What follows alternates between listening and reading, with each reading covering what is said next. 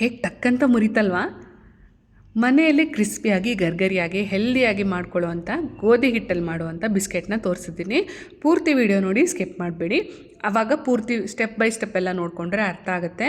ಇನ್ನು ಮುಂದೆ ನೀವು ಅಂಗಡಿಯಿಂದ ಬಿಸ್ಕೆಟ್ ತರಲ್ಲ, ಅಷ್ಟು ಚೆನ್ನಾಗಾಗುತ್ತೆ.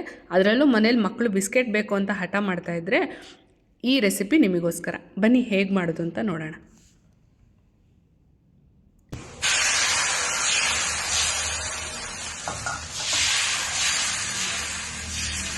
ನಮಸ್ತೆ, ವೆಲ್ಕಮ್ ಟು ಶಿವಮೊಗ್ಗ ಕಿಚನ್. ಬರೀ 5 ಇಂಗ್ರೀಡಿಯೆಂಟ್ಸ್ ಉಪಯೋಗಿಸ್ಕೊಂಡು ಮನೆಯಲ್ಲೇ ಸುಲಭವಾಗಿ ಬಿಸ್ಕೆಟ್ ಹೇಗೆ ಮಾಡ್ಬೋದು ಅಂತ ತೋರಿಸ್ತಾ ಇದ್ದೀನಿ. ಮೊದಲಿಗೆ 1 ಕಪ್ ತುಪ್ಪ ತೊಗೊಂಡಿದ್ದೀನಿ. ತುಪ್ಪ ಈ ಕನ್ಸಿಸ್ಟೆನ್ಸಿಲೇ ಇರಬೇಕು. ಅಕಸ್ಮಾತ್ ತುಪ್ಪ ನೀರಾಗಿದ್ದರೆ ಅದನ್ನು ಫ್ರಿಜ್ಜಲ್ಲಿ ಇಟ್ಕೊಂಡು ದಪ್ಪ ಮಾಡ್ಕೊಳ್ಳಿ. ಏನಕ್ಕೆ ಅಂತಂದರೆ ಈ ಥರ ಬಿಸ್ಕೆಟ್ ಮಾಡಬೇಕಾದ್ರೆ ತುಪ್ಪ ದಪ್ಪನಾಗಿರೋದನ್ನು ಹಾಕಿದ್ರೆ ಬಿಸ್ಕೆಟ್ ನಾವು ಬೇಕ್ ಮಾಡೋಕ್ಕಿಟ್ಟಾಗ ಅದು ಫ್ಲ್ಯಾಟ್ ಆಗೋಲ್ಲ. ನೀವು ಯಾವ ಶೇಪಲ್ಲಿ ಇಟ್ಟಿರ್ತೀರೋ ಅದೇ ಶೇಪಲ್ಲೇ ಬೇಯುತ್ತೆ. ನೀರಾಗಿರೋ ತುಪ್ಪ ಹಾಕ್ಬಿಟ್ರೆ ತುಪ್ಪ ಕರಗ್ದಂಗೂ ಇನ್ನೂ ಬಿಸ್ಕೆಟ್ ಫ್ಲ್ಯಾಟ್ ಆಗಿಬಿಡುತ್ತೆ, ಹಪ್ಪಳ ಥರ ಆಗಿಬಿಡುತ್ತೆ. ಸೊ ಆ ಥರ ಆಗದಿರೋದು ಅವಾಯ್ಡ್ ಮಾಡೋಕ್ಕೋಸ್ಕರ ತುಪ್ಪ ಗಟ್ಟಿಯಾಗಿರೋದು ಹಾಕ್ಕೊಳ್ಳಿ. ಅದನ್ನು 1 ಬೌಲ್ ಸಕ್ಕರೆ ಪುಡಿ ಹಾಕ್ಕೊಂಡು ಚೆನ್ನಾಗಿ ಬೀಟ್ ಮಾಡ್ಕೊಂಡಿದ್ದೀನಿ. ನೋಡಿ, ಬೀಟ್ ಮಾಡಿದ್ರೆ ಅದು ಈ ಹಂತಕ್ಕೆ ಬರಬೇಕದು. ಒಂದು ಸ್ವಲ್ಪ ಏರಿ ಟೆಕ್ಸ್ಚರಲ್ಲಿ ಬರಬೇಕು. ಚೆನ್ನಾಗಿ ಬೀಟ್ ಮಾಡಿದಷ್ಟು ಬಿಸ್ಕೆಟ್ ಹಗುರವಾಗಿ ಬರುತ್ತೆ. ಅದಕ್ಕೆ 1 ಬೌಲ್ ಆಗೋಷ್ಟು ಡೆಸಿಕೇಟೆಡ್ ಕೋಕೋನಟ್ ಹಾಕ್ಕೊಂಡಿದ್ದೀನಿ.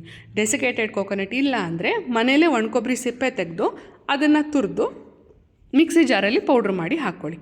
ಅದಕ್ಕೆ ಅರ್ಧ ಟೀ ಸ್ಪೂನ್ ಆಗೋಷ್ಟು ಬೇಕಿಂಗ್ ಪೌಡ್ರು, ಹಾಗೆ 1/4 ಟೀ ಸ್ಪೂನ್ ಆಗೋಷ್ಟು ಬೇಕಿಂಗ್ ಸೋಡಾ ಹಾಕ್ಕೊಂಡಿದ್ದೀನಿ. ಈಗ ಇದಿಷ್ಟನ್ನು ಚೆನ್ನಾಗಿ ಕಲಸಿ ಆದಮೇಲೆ 2 ಕಪ್ ಗೋಧಿ ಹಿಟ್ಟನ್ನ ಅದಕ್ಕೆ ಸೇರಿಸ್ಕೊಳ್ತಾ ಇದ್ದೀನಿ.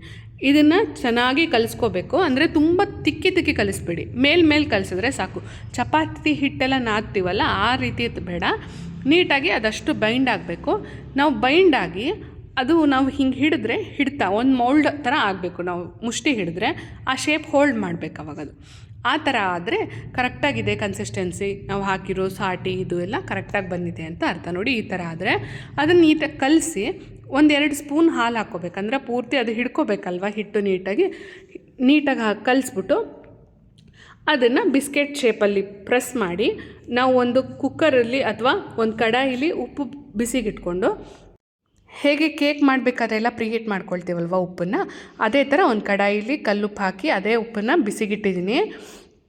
ಪ್ರೀಹೀಟ್ ಆದಮೇಲೆ ಒಂದು ಪ್ಲೇಟಲ್ಲಿ ಪಾರ್ಚ್ಮೆಂಟ್ ಪೇಪರ್ ಅಥವಾ ಬಟರ್ ಪೇಪರ್ ಅಥವಾ ಡ್ರಾಯಿಂಗ್ ಶೀಟಿಗೆ ಎಣ್ಣೆ ಹಚ್ಕೊಂಡ್ರೂ ನಡೆಯುತ್ತೆ.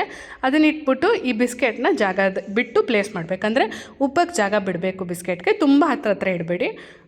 ಇಟ್ಬಿಟ್ಟು ಅದನ್ನು ಅದರಲ್ಲಿ ಇಟ್ಟು ಮುಚ್ಚಿ ಒಂದು 30-35 ನಿಮಿಷ ಬೇಕಾಗಬಹುದು. ಮಧ್ಯ ಪ್ರೆಸ್ ಮಾಡಿ ನೋಡಿದ್ರೆ ಅದು ಮೆತ್ತಗಿದ್ರೆ ಮಾತ್ರ ಇನ್ನೊಂದು ಸ್ವಲ್ಪ ಹೊತ್ತಿಡಿ. ಗಟ್ಟಿಯಾಗಿದ್ದರೆ ಆ ತಣ್ಣಗಾದ್ರ ಮೇಲೆ ಇನ್ನೊಂದು ಸ್ವಲ್ಪ ಗಟ್ಟಿ ಕರೆಕ್ಟ್ ಟೆಕ್ಸ್ಚರ್ ಬರುತ್ತೆ. ಹಾಗಿದ್ರೆ ತೆಗಿಬಹುದು ಅಂತ ಅರ್ಥ. ಇದೆಲ್ಲ ಮಾಡ್ತಾರೇಣ ಅಷ್ಟರೊಳಗೆ ಒಂದು ಹಾಡು ಕೇಳ್ಕೊಂಬರ್ತೀರಾ? ತಂಬೂರಿ ಮೀಟಿದವ ಬವಾಬ್ದಿ ದಾಟಿದವ, ತಂಬೂರಿ ಮೀಟಿದವ ಬವಾಬ್ದಿ ದಾಟಿದವ, ತಂಬೂರಿ ಮೀಟಿದವ ಬವಾಬ್ದಿ ದಾಟಿದವ, ತಾಳವ ತಟ್ಟಿದವ ಸುರರೊಳು ಸೇರಿದವ, ತಾಳವ ತಟ್ಟಿದವ ಸುರರೊಳು ಸೇರಿದವ, ತಂಬೂರಿ ಮೀಟಿದವ ಬವಾಬ್ದಿ ದಾಟಿದವ, ತಂಬೂರಿ ಮೀಟಿದವ ಬವಾಬ್ದಿ ದಾಟಿದವ, ಗೆಜ್ಜೆಯ ಕಟ್ಟಿದವ ಕಳ್ಳರೆದೆಯ ಮಿಟ್ಟಿದವ, ಗಾಯನ ಪಾಡಿದವ ಹರಿಮೂರ್ತಿ ನೋಡಿದವ, ಗಾಯನ ಪಾಡಿದವ ಹರಿಮೂರ್ತಿ ನೋಡಿದವ, ತಂಬೂರಿ ಮೀಟಿದವ ಬವಾಬ್ದಿ ದಾಟಿದವ, ತಂಬೂರಿ ಮೀಟಿದವ ಬವಾಬ್ದಿ ದಾಟಿದವ, ವಿಠಲನ ನೋಡಿದವ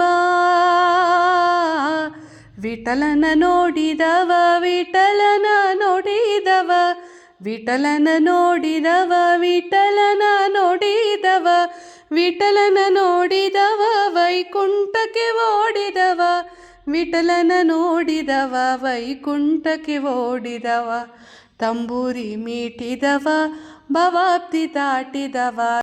ನಾನು ಇಷ್ಟು ಚಿಕ್ಕ ಕಪ್ಪಲ್ಲಿ ಅಳತೆ ಮಾಡಿ ತೊಗೊಂಡು ಮಾಡಿದ್ದೀನಿ.